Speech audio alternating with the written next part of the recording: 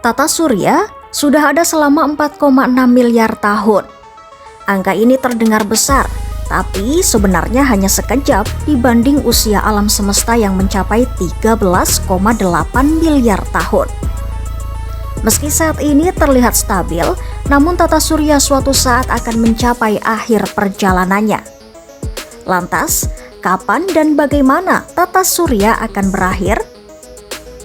Tata surya sendiri terdiri dari 8 planet, sejumlah planet kerdil, ratusan bulan, serta miliaran asteroid dan komet.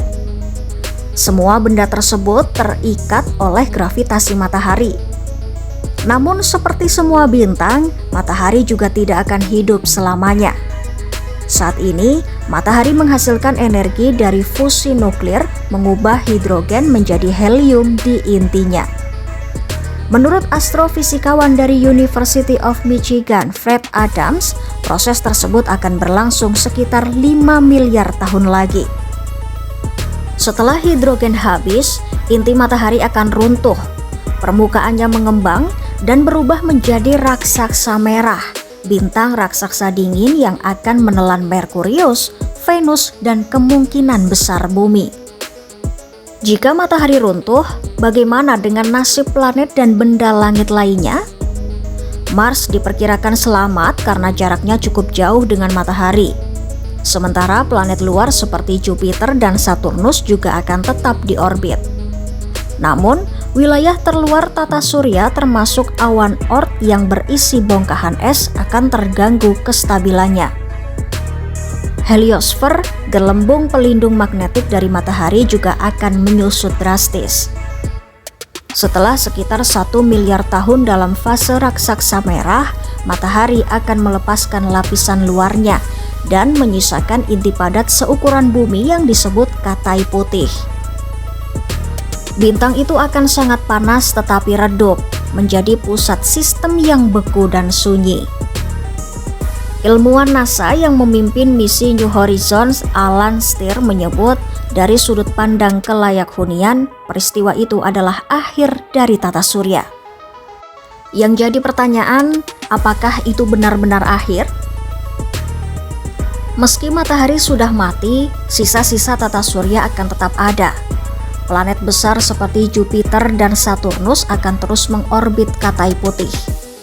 Jadi secara teknis tata surya belum benar-benar mati. Namun seiring waktu, tanpa tarikan gravitasi penuh matahari, sistem akan menjadi tidak stabil. Tarikan antar planet, gangguan dari bintang yang lewat, atau ledakan supernova terdekat bisa membuat orbit kacau, memicu tabrakan, atau melontarkan benda langit keluar dari sistem. Sementara itu, beberapa ilmuwan berpendapat proton, yaitu partikel penyusun atom, bisa meluruh.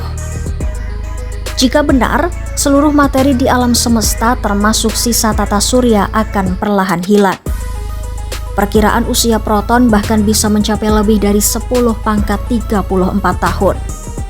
Artinya, tata surya tidak akan bertahan selamanya. Sekitar 5 miliar tahun dari sekarang, kehancurannya akan dimulai dengan matinya matahari, disusul kekacauan gravitasi dan kemungkinan peluruhan materi di masa yang sangat jauh.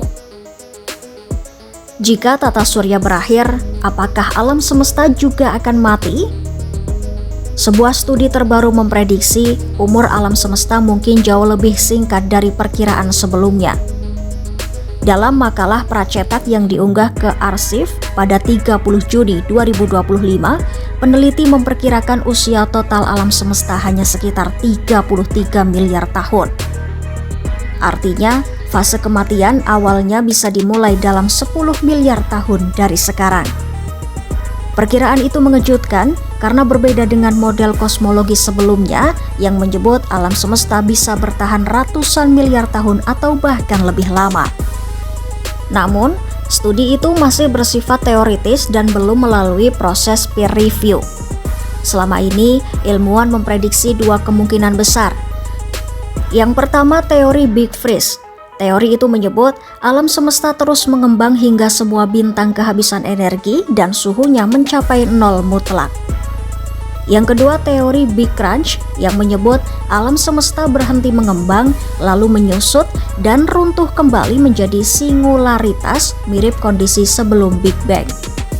Hingga kini belum ada kesepakatan skenario mana yang lebih mungkin terjadi karena masih ada perbedaan data soal kecepatan ekspansi alam semesta. Para ilmuwan juga sepakat butuh waktu yang sangat lama untuk memastikan skenario akhir yang benar.